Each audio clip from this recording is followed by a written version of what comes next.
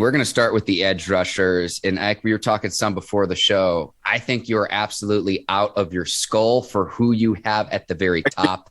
I like Travon Walker from Georgia. I like him, but to have him number one over both Aidan Hutchinson out of Michigan and Kayvon Thibodeaux out of Oregon, make the case, Ike Taylor, because I still don't really understand it.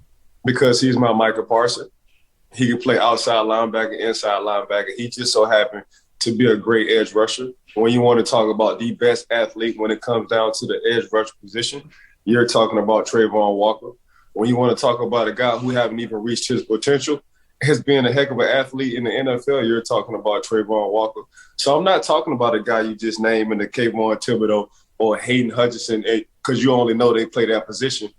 If he gets with the right DC, we're talking about Travon Walker.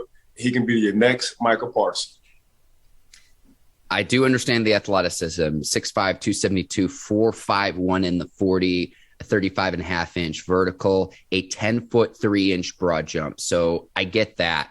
And he had a play in the national championship game, Ike. This was not like a splash play where he chased down an Alabama receiver, something like 25, 30 yards down the field, a relentless pursuit of the football, something I only see, and I'm not saying, and I'm not comparing him to Cam Hayward, but Cam Hayward's like the only other player where I've seen someone from the D line chase down a skill position player down the field. Ike, you were there at the national championship game. You remember the play I'm talking about? Yeah, I was there for the game. That's why I got him number one I got him as the best athlete, Mark. You want to talk about a guy at that position being one of the best athletes. There is no roof or ceiling to his potential. You know, I don't even think he understands how good he can be. And that's the same way I looked at Micah Parsons last year. Like, I don't even think Micah Parsons even understood how good he can be. Then when you listen to Micah Parsons interviews, Micah Parsons like, man, I didn't really know what I was doing out in the field. I was just playing football. So now you're like, dang, his second year coming in 2022, Micah Parsons going to actually know what he's doing.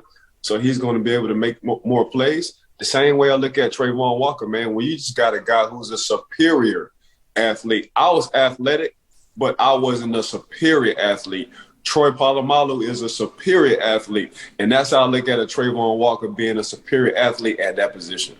All right, here's where I push back, Ike, because the 6'5", 272, he played inside at Georgia, he played outside. Like, I worry that potentially in the NFL, if he's not used correctly, that he's a bit of a tweener just because he's, more than big enough to play off the edge, but not quite big enough to be on the inside. The tape that I noticed is that his bull rush was very effective at the college level. How does that translate at an NFL level? And I would like to see him develop some more counter moves. He benefited a lot at Georgia from when he would line up on the interior in the Georgia defensive front, would run stunts, meaning the end crashes inside and he crashes outside. A lot of his highlight plays were on stunts. But I go back to something I said about the Georgia Bulldogs defense a few weeks ago here on our show, Ike. Heat-seeking missiles from that Georgia defense that won the national title this last season. And when you get a lot of dogs together, even the cats start barking. Travon Walker was part of that defense that won the title this past season. Yeah, 100%, man. We can talk about Travon Walker all day and what he brings not only to a defense but to a team. During the time of the pandemic, when you want to talk about who's the head honcho, who's the leader, everybody just pretty much pointed at Travon Walker. And that's what you want from an inside or a Mike linebacker. He just so happened to be a strong edge rusher. So that's exactly what I'm saying. I know we get into Aidan Hutchinson, and I know a lot of people have him number one on the board. I don't know if Aidan Hutchinson could have did the same thing in the SEC, is what I'm saying. Because when you want to talk about the SEC, we're talking about offensive tackles, offensive guard, interior linemen who are going to the NFL. We're talking about guys who are good in space. We're talking about Travon Walker, who's able to walk down a wide receiver, potentially going to the NFL. So when you're talking to me about an edge rusher, when I see a guy who's 275, but he's sprinting down the field and able to make a tackle, I'm not talking about the hustle part.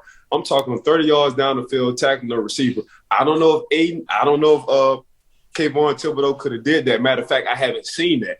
Matter of fact, we're talking about the SEC as well. So when we're talking about that, I'm looking at the athleticism.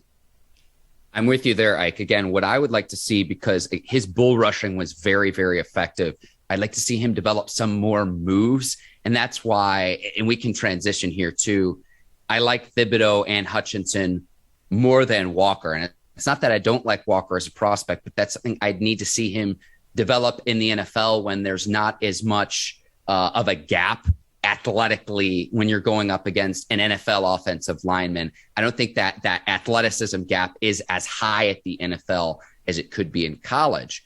But again, that's why I like Thibodeaux and Hutchinson more than Walker.